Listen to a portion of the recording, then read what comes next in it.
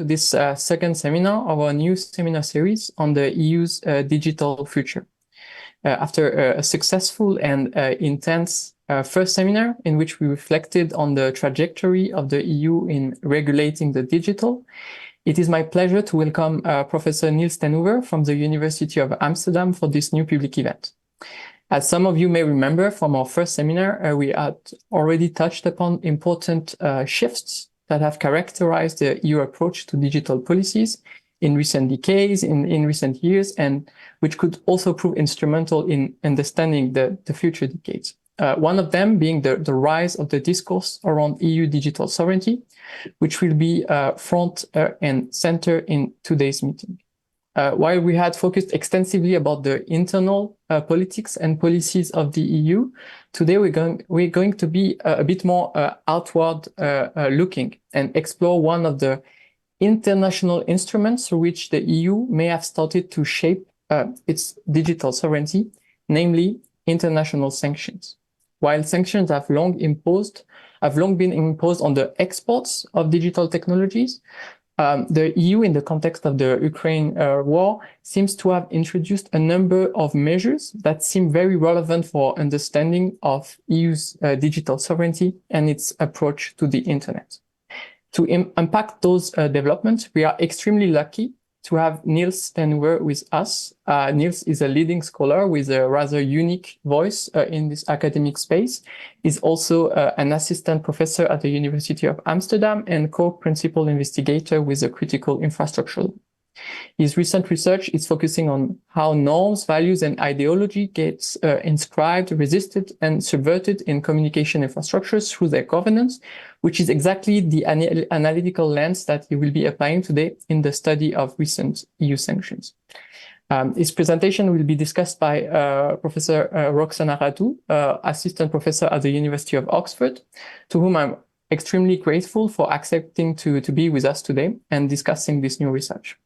After the discussion, we will open the Q&A, and throughout the presentation, please add your questions for Niels in the chat and then during the Q&A session, obviously. And then I will call on you to unmute and pose your question. So please try to be as interactive and engaging as possible. Finally, please be aware that this seminar is also broadcasted by the Internet Society, thanks to the work of Jolie McFly, who deserves to be thanked as well for his work.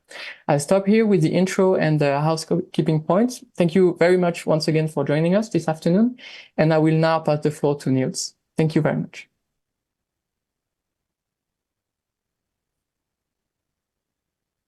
Niels, the floor is yours. Thank you so much, Clément. I am now doing my utmost best to share my screen. Does it all work? It does. Thanks. Excellent. I can see your slides. Go. Thanks so much, everyone. I am really thankful to Clément and the Brussels School of Governance for inviting me, and very much for Professor Radu for acting as a discussant, and looking forward to the discussion. And thank you all for being here on this rather sunny afternoon in Amsterdam. I'm Niels ten Oever, and I'm with the Critical Infrastructure Lab. And at the Critical Infrastructure Lab, we research how, through the lenses of geopolitics, standards, and environment, how infrastructures are shaping today's society. And we do so to seek to understand if we can develop future infrastructural futures that center people and planet over profit and capital. And the project of the Critical Infrastructure Lab is try to undo some of the work that the neoliberal university is doing, because we firmly believe that knowledge creation is a social and a group process, and not of an individual professor. And this is also reflected in the paper that I'll be discussing today, namely the paper that is currently under review, Sanctions and Infrastructural Ideologies, Assessing the Material Shaping of EU Digital Sovereignty in Response to the War in Ukraine. And just to make sure that you'll get the abstract or the too long didn't read version, that is that the EU sanctions against Russian entities are inconsistently implemented across the European Union member states. And for the European Commission, this might be a breakthrough for its digital sovereignty agenda, because the Council and the Commission were aligned in establishing a digital sovereignty policy that combines economic sanctions and battling of misinformation. And multi-stakeholder internet governance functions as an ideological state apparatus guided by an infrastructural ideology to increase global connectivity on the interconnection layer, while the EU functions as an emerging repressive state apparatus by inscribing its norms through its territorial power in a part of the global network of networks, but only does so within its borders and on the content layer, and does not seek to do this outside of its borders. This gives rise to a global ideological state apparatus which increases interconnection, while repressive state apparatuses inscribe their regional norms in a process of meta-governance of internet governance. And with the debate of cyberspace sovereignty by different authors, this meta-governance process might actually be what we are seeing, is what we theorize. So now you already know what we're going to do, so you can sit back and relax and have a bit of a look at this paper, which is real interdisciplinarity at work. Because you see here, the co-authors of this work are Clément Perranot, but also Jean-Christophe, Moritz Müller, Max Racing, Arturo Velasco, and Chris Koenig. And even though in computer science, it's very common to have a lot of authors, in our field, it's not that common to have these many authors, but I'd argue that it was really needed to do this work. Because if we want to study the internet and not just study what is said about it, its socio-technical imaginaries or the discursive claims that are made about the internet, but also how it really works, it's so crucial to have people from different backgrounds, expertises, and experiences with us. And this really also led to fascinating discussions and a quite elaborate method that I'll present in a little bit. But our main research question is, how do sanctions aimed at internet infrastructure align with the EU's approach to internet governance and its digital sovereignty aspirations? And in our methodology, we used a threefold approach. So first, we engaged in network measurements, where we used venture points from different networks, namely from RIPE Atlas, EduVPN, dataplane.org, NL-Not-Ring, and UNI. This provided us with vantage points from different member states in the European Union, but also from different networks within these member states, so that we could really make claims about how sanctions are being implemented. And we did that by measuring for reachability, through DNS responses, by checking TLS handshakes, and HTTP connections. We did so against a list of different entities, namely Russia Today, RT in Spanish, Sputnik, and a lot of lists that you can see that we got from different sources in different annexes to different decisions, namely council decisions, but also information provided by national regulatory bodies. And then the third part of this was doing a policy analysis of public, here the classic Janov, conducting interactive policy analysis, doing policy analysis of public documents from the EU and member states, published from 2019 to 2024, which really corresponds to the von der Leyen presidency. And we tried to look for EU digital sovereignty policy documents and policies and processes that have accompanied the sanction development and implementation. And as you know, sanctions are known to be economic, diplomatic, militarily, sports, and environment. And we have here a timeline that you see on the right side, which I got from an excellent report produced by Fazane Badier, which was published on the RIPE website, which shows that sanctions on the internet in Europe go back to 1999 against sanctions against Serbia, against satellite connection and provided through to Serbia during the Yugoslav war. So while you might be thinking that the current war in Ukraine, Starlink, and satellite is providing new questions to internet governance, actually many of these questions that we have here are very old, because sanctions are a classical tool in the state's toolbox. And economic sanctions are commercial and financial penalties applied against states, groups, or individuals. So these can be trade barriers, asset freezes, travel bans, arms embargoes, or restrictions on financial interactions. There is a lot of debate about sanctions, whether people argue that are effective or ineffective.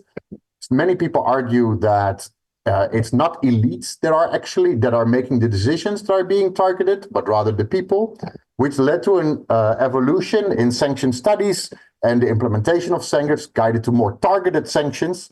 But there's also the problem that often it's not the state that is handing out the sanction is not the one implementing the sanctions. And this leads to heterogeneous implementation or even to over-compliance, where implementers try to stay 2 steps away from the county line and implement more than is asked for, and thus undermining the effectiveness of sanctions. So we're trying to combine these 3 concepts, namely sanctions, digital sovereignty, and network filtering, and see whether this amounts to an EU digital sovereignty process. So sanctions in the European Union are proposed by the High Representative of the Union for Foreign Affairs and Security Policy. The High Representative introduces these sanctions to the Council, and it introduces it to the Council because it's part of the security policy, and that's why it's done in the Council and not by the Commission. So the European Council, of course, consists of government ministers from each EU member states. And when sanctions are adopted, it is the responsibility of the individual member states to implement these sanctions, but the European Commission oversees and evaluates the uniform application of the sanctions. If we look at European digital sovereignty, there is a lot of debate, there is a lot of policy that have come up, but thus far, as the scholar Clément Perrenot says, European digital sovereign policy impacts are uncertain at best. And this really is Clément playing on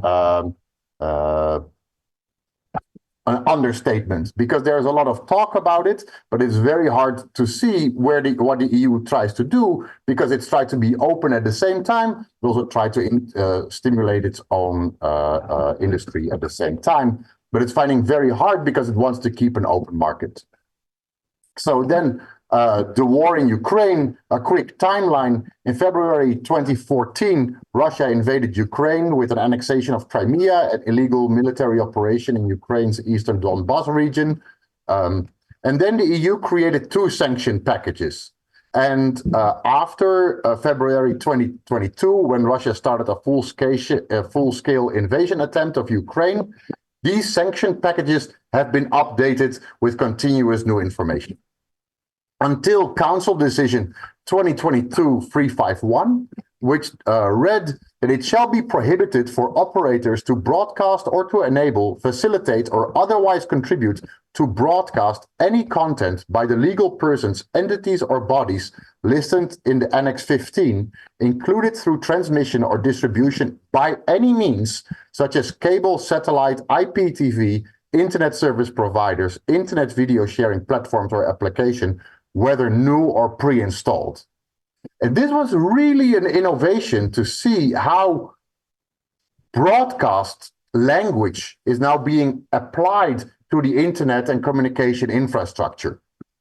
And what we then see is what we see in the literature, for instance, Cazer and Ripoll et al. Saying they qualified this turn as unprecedented and controversial and part of strengthening the EU's geopolitical approach towards disinformation. And Helberger and Schulz argued that before the start of the war, such a decision would have been considered unthinkable at EU level in light of its scope, covering both audiovisual and online media, and its consequences for freedom of expression and access to information, Article 19 to the Universal Declaration of Human Rights, but also because media regulation as a cultural competency has been mainly left to the responsibility of EU member states until this point in time. So in normal circumstances, Cabrera Blaquez argues, the EU does not have the competence to impose on member state restrictions on the activities of a broadcaster under media law. And this, here we see, as Portela tells us, that sanctions have become the tool enabling the Commission to give more substance to its geopolitical agenda. And we argue that with this list, the EU might have found a way to give an operationalization of its digital sovereignty agenda. But when we then look at the actual measurements, on the left you see the different domains, and in the bottom you see the different countries, we see a very heterogeneous implementation of the blocking access to Russian sanctioned sites. And here you see, again, a lot of the different member states on the top, the number of autonomous systems that we have measured in each country. So these are many, the upstream DNS resolvers and the networks. And then for all the domains we have checked, and you see that where there is a 0 or purple, it's completely blocked. And where it's 100, it is completely accessible. So you see that there is actually, even though RT.com is the best blocked site, or the most effectively blocked site, there is still a lot of variancy in not only in the scope, but also across the countries and across the different websites. And if you then see it on the different methods in which it has been implemented, we see there is also a wildly varying in the methods that is being used to block. And then when it is blocked, there's also users are informed in very different ways. Sometimes users get an HTTP error code 404, which is service is not available, but actually there is an HTTP status code that should mark illegal for unavailable for legal reasons, which is HTTP error code 451. But we haven't seen any implementation of this error code correctly. There are also a lot of block pages in case, and then some pages say it's blocked based on existing legislation, but does not refer to the existing legislation, nor allow for due process and to read the actual determination. But in some cases, there is a concrete links. In some cases, it is provided in different languages.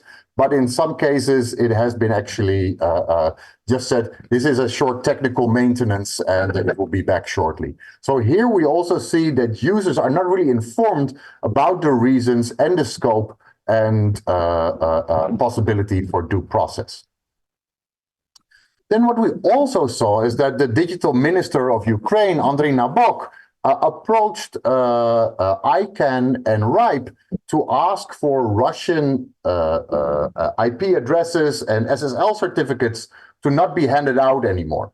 And the executive board of RIPE NCC and also ICANN responded immediately. And the executive board of RIPE NCC said that it believes that the means to communicate should not be affected by domestic political disputes, international conflicts, or war. And this includes the provision of correctly registered internet numbering resources. But the argument of Andriy Nabok was that Russians were directly attacking not only sovereign soil, but also communication infrastructure of Ukrainians. And this has also been effectively shown by Kevin Lemonnier and Louis Pétineau, how we see a topological representation of the conflict on a network topology level. But here, the executive board of RIPE NCC said that it's committed to taking all lawful steps available to ensure that the RIPE NCC can provide undisrupted services to all members across its service region and the global internet community. And the RIPE NCC executive board did so in response without consulting its members through the normal policy development processes, but issued this response immediately. And so did the ICANN president. And what is interesting is that RIPE NCC says here that it will do everything it can to service all its members. And one of the members here from the RIPE database is the Federal Guard Service of the Russian Federation. Also, several weapons factories have a autonomous system number registered with RIPE. So here you see different levels where the EU is talking about the broadcast of content, but when it comes here to a concrete request to infrastructure providers, we see a direct no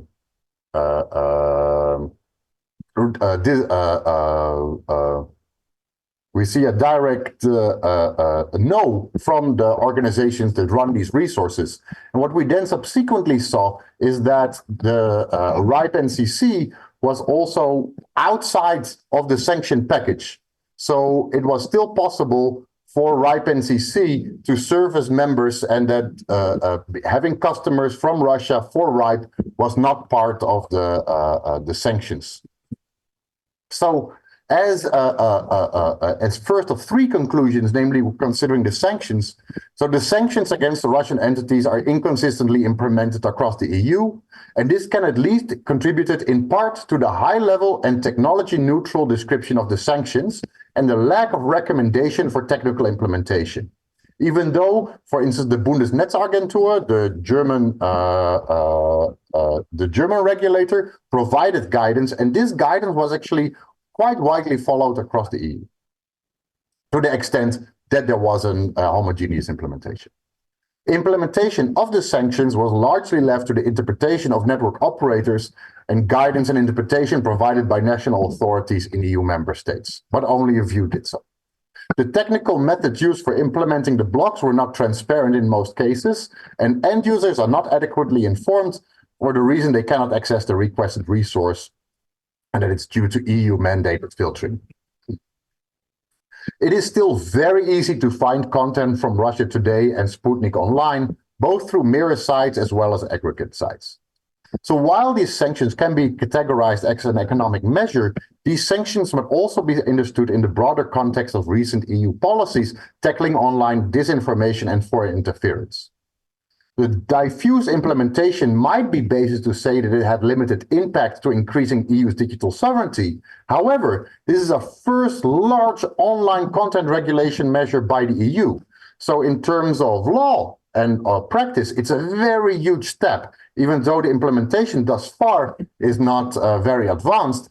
But the evaluation of these policies by the Commission might lead to more uniform implementation.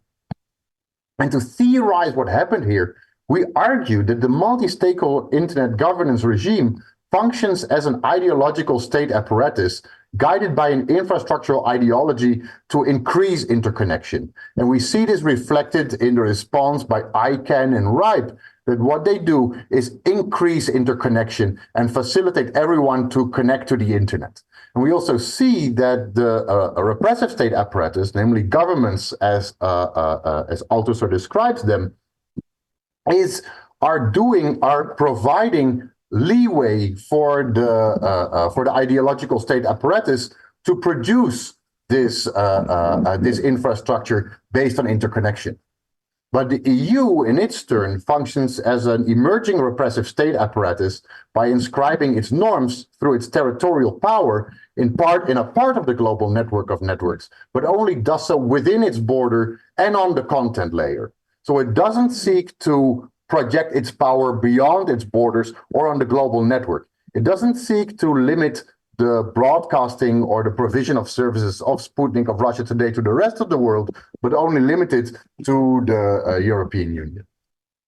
So a global ideological state apparatus to increase interconnection exists, while repressive state apparatus inscribe their regional norms in a process that we call the meta-governance of internet governance.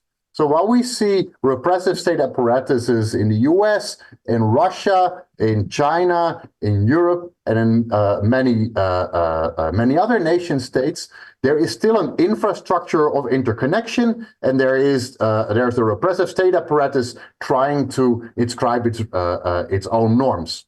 And by calling this meta-governance of internet governance, we show that this is actually one system, but that the one is optimized through an infrastructural ideology of interconnection, and the other through an infrastructural ideology of regional and local norms. And then together, through a dialectical process, they provide the global communication networks that we have today. Here are some of the references of the work, and I'm greatly looking forward to the discussion and to make this paper more relevant and more understandable if need be. So I'm greatly looking forward to your comments. I'm very sorry I went a bit over time. Thank you so much, Niels. No, you didn't. You really stick to the 20 minutes limit. And thank you so much for your presentation. I might be a bit biased, but I find it really fascinating. And we are now going to hear from Roxana to discuss your research. In the meantime, feel free to post your questions for Niels in the chat. And then I will be able to give you the floor after the discussion. Thank you so much. And please, Roxana. Hello, everyone, and thank you very much for the opportunity to join you and to listen to this fascinating research. It's a timely contribution, and I really appreciated the more critical approach you took, as well as the interdisciplinary methods you were using. I think we're rarely really seeing that interdisciplinarity coming together in a paper in such a neat way. It's usually a bit forced, and it's hard to make sense of that in the internet governance context. But here, the way you applied it was quite straightforward. I have a couple of comments, and I'll keep this short, just to say that the discussion around sanctions brought me back to some of my own discussions with my PhD supervisor back in the day. He is one of the leading experts on sanctions, and we went through all the targeted, non-targeted discussions and so on, and covered that in quite a bit of detail, only to realize that communications have always been that gray area. It has never really been clearly, let's say, clearly mentioned within this different sanctions regime, although, of course, we have the case of Serbia, where there's an invocation of the Charter of the UN, but beyond that, there isn't much. So I appreciate the novelty of combining these different streams of research. On what you have presented, I think my main comment has to do with how you situate this in the broader EU context and the discourse on digital sovereignty, because I felt the link there was not very clearly articulated. So on the one hand, we have the EU Council decision, but of course, this is not the first time the EU has actually imposed sanctions against malicious actors, if you want. That's the terminology that the EU has been using in the EU cyber diplomacy toolbox. So there are a couple of decisions within the common foreign and security policy of the EU that are specifically labeled as sanctions. So it would be good to know how this particular council decision from 2022 differs from the existing set of sanctions that the EU has applied in the past, or that the EU is working on as part of its cyber diplomacy toolbox. And you showed us very clearly that there is this heterogeneous implementation of this council decision. And there I was very much looking for a causal link. And if at all it's possible to establish this kind of link based on your research, I would really encourage you to push it a little bit further, because there are two different pathways that need to be cleared in that discussion. One is to express in a more concise and direct manner who is actually responsible for implementation at the national level. And there, whether there is capacity or monitoring, that would be based on some sort of assessment to do that in a consistent way. But then secondly, it would be really important to distinguish more clearly between institutional mandates, from what RIPE NCC is doing all the way to what some of the national authorities might be mandated to do. In particular, when it comes to disinformation, as this seems to be the main targeting of this council decision. And admittedly, there is no other work doing that before. So I think you are really a path breaker here. But it would be really, really clear not to combine it would be really good not to combine all these different things in one conclusion, but actually tell us where that conclusion comes from. And maybe this is already in the paper, but I think in the presentation it didn't come through as much.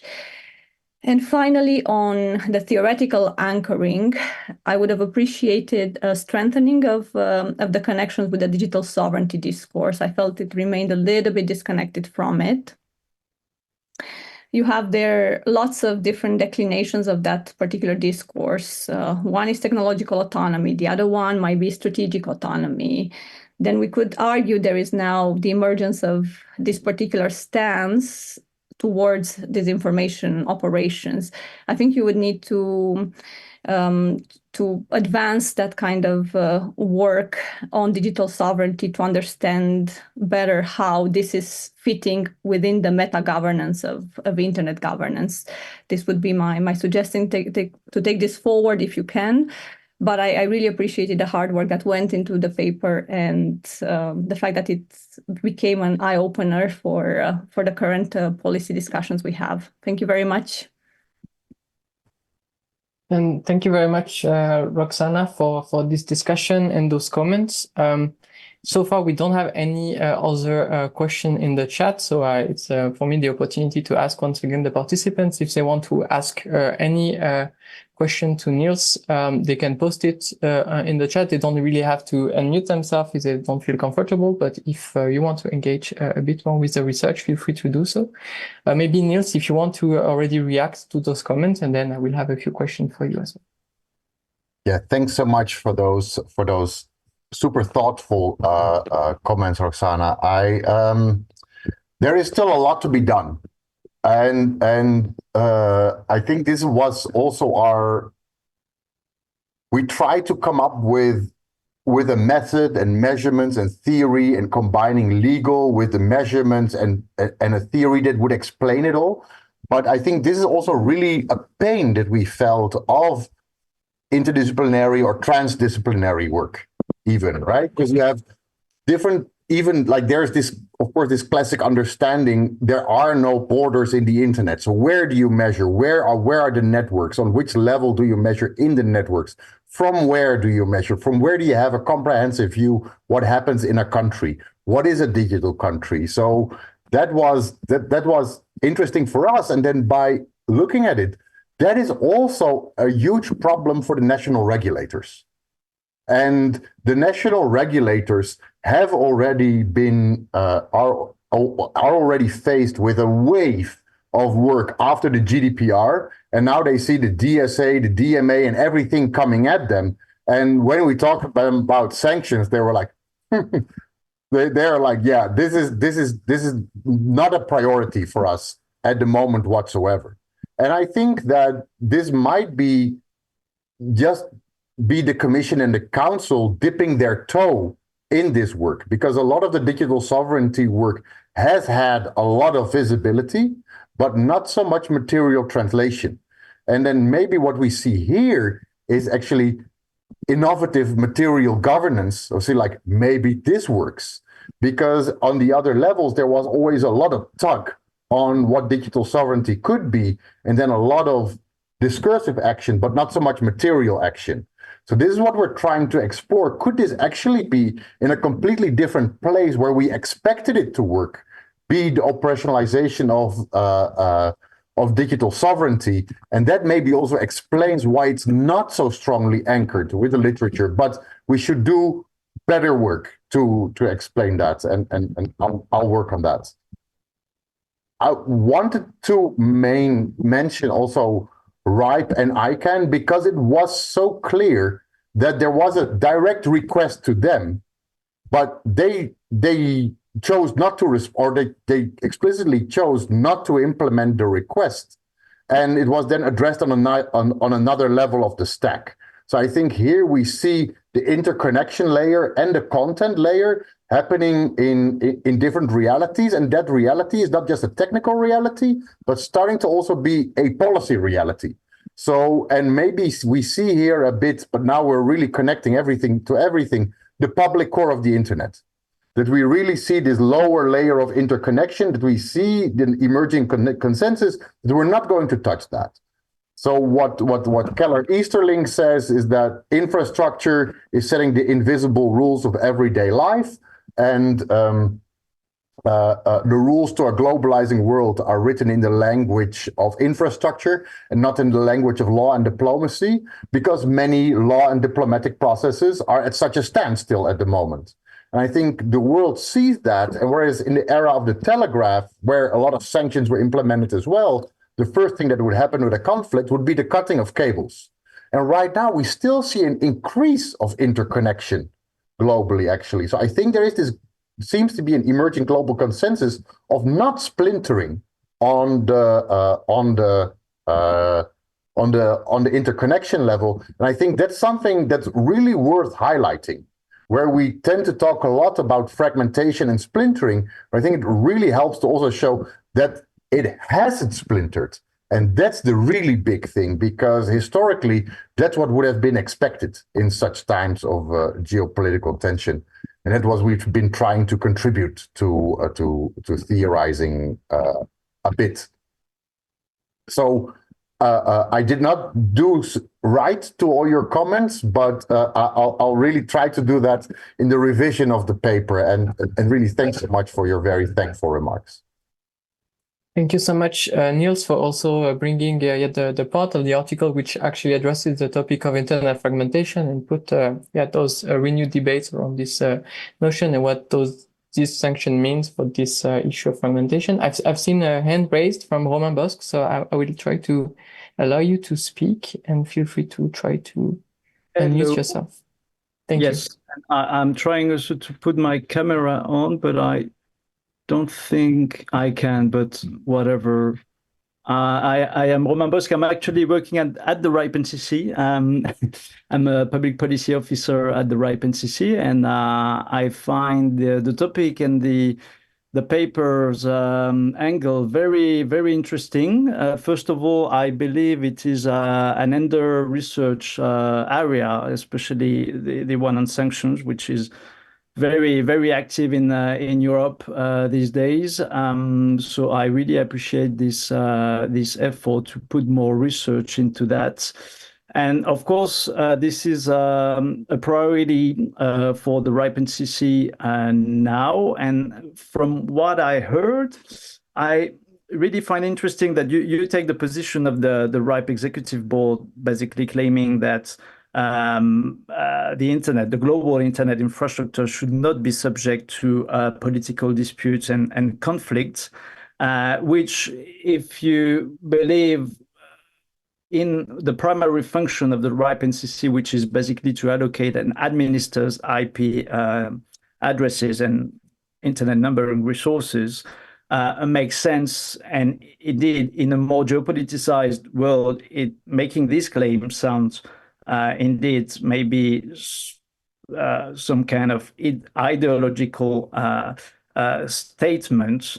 But it would be interesting to dig a bit deeper into the technical neutrality arguments, as opposed to the more foreign policy tool of which a sanction is part. So one concrete example is, what are the technical impacts of having internet resources numbers sanctions, so frozen? Does it create a risk for the integrity and stability of the network? And not just seeing this as the effect of banning a specific media, because here we are indeed at the upper layer of the internet technology stack, which is the content layer. But does it really risk the global internet to have internet numbering resources frozen? Because one of the effects of this means that we cannot that creates discrepancies between the registry function of what like the RIPE NCC is actually fulfilling, and what happens on the ground in terms of routing policies and routing decisions. And this is one of the aspects that we are actually shedding light upon. And this is also an area where more research is required. So the technical implications of the sanctions in terms of integrity and stability and security of the networks, that would be my suggestion. I don't know if I'm being clear, but I'm happy to explore. Yeah, no, it's extremely valuable, and I thank you very much for posing this and for bringing this up. And as a science and technology scholar, every time I hear neutrality, I get a bit of like, ooh, but whose neutrality? Neutrality of what? Neutrality for whom, right? And what gets inscribed and who decides what is neutral and what are the governance processes for that? So sorry. No, exactly. And this is exactly what might require a bit more academic analysis, because, again, in a geopoliticized world where everyone is actually opposing the principle of neutrality, it becomes interesting to see what are the implications in terms of political choices. do we really want to keep the internet interoperable and global if it becomes a vector for cyber attacks, for in this interconnected and interdependent framework, which is the internet? Do we want to keep it as one? That's a primary question, especially if we doubt that some players are just working to make it still a one and interoperable network of networks. What is the cost of this? And do we want governments to actually shut that down so we all evolve in respective bubbles where it becomes a bit harder to actually attack from a cyber attack perspective other networks or other parts of the internet, because in the end we are living in a splinternet. So what is the cost of the splinternet and what is the cost of the one global interoperable internet? Because if we doubt that some actors are just working for the technical implications of the network itself, without having an agenda that is supported by vetted interest, then we put the entire internet at risk, I believe so. I will, just Niels, feel free to answer. I just wanted to also add a few comments, and once again, encourage all the participants to raise their hands or participate in the chat. Maybe if you want to answer this question, Niels, and also one or two others, because you've been contributing also to the sanctions.net project, and in this paper you also cover a bit what does this heterogeneous implementation of sanctions means for the application of sanction and sanction practices. So I wonder if you want to elaborate a bit on these aspects. And the first question of Roxana was about interdisciplinarity, and I was wondering whether you would have suggestions for scholars for how to engage in such interdisciplinary work and how to connect with computer scientists. So maybe explain a bit the approach, because I'm sure it's going to be really useful for others in the group. Thank you. Oh, yes. Let me please allow me to first respond to Romain. So what I think is really quite interesting, what we try to theorize, and I think this might be a contribution that you could perhaps in part contribute to what you're looking for, is that countries do not necessarily seem to want to disconnect. Because if China wanted to disconnect, it could have started its own numbering system. And so a lot of countries still want to live in this global connected world with a unique numbering system. But at the same time, they want to inscribe their own rules. And sometimes this is presented as a zero-sum game. But what we see is actually things are happening at the same time. And this is what we're trying to theorize, that what industry is really good at is increasing interconnection. It's what it does really well. And states are just not that good at it. But what states are really good at is coming up with rules and regulations and defending individual rights. And so this is how I think how there are different instruments that are trying to fit on top of each other now. And this is why we try to come up with these two different regimes that do not necessarily work against each other, but simply have different functions. And that's why we come up with this notion of ideological and repressive state apparatuses. That is way more elaborated in the paper, but I'll not set up a whole seminar on Althusser here. When it comes to, but I really appreciate the comment, Romain, and this also gives me a bridge to talk to interdisciplinarity, because working with people such from RIPE has been a really great jump to work interdisciplinarily, and also using tools such as the RIPE Atlas to do measurements. And as a humanities scholar, I was trained as a philosopher, trying to run your own network and try to understand what's going on provides such a profound and rewarding engagement with the material infrastructure. So we've done that with the internet. We're also doing that with 5G, and then connecting to your own network really helps you understand what's actually going on. And a while ago, we wrote, So I gave a lot of talks before I was an academic. I was in civil society, and the first thing that civil society organizations would say, like, sorry, but we're not technical. And we really cannot say that anymore in a time where the last thing you see before you go to bed and the first thing you see when you wake up is this. But even Aristotle argued that that technology is what makes us human. And this is when we wrote like how the internet really works.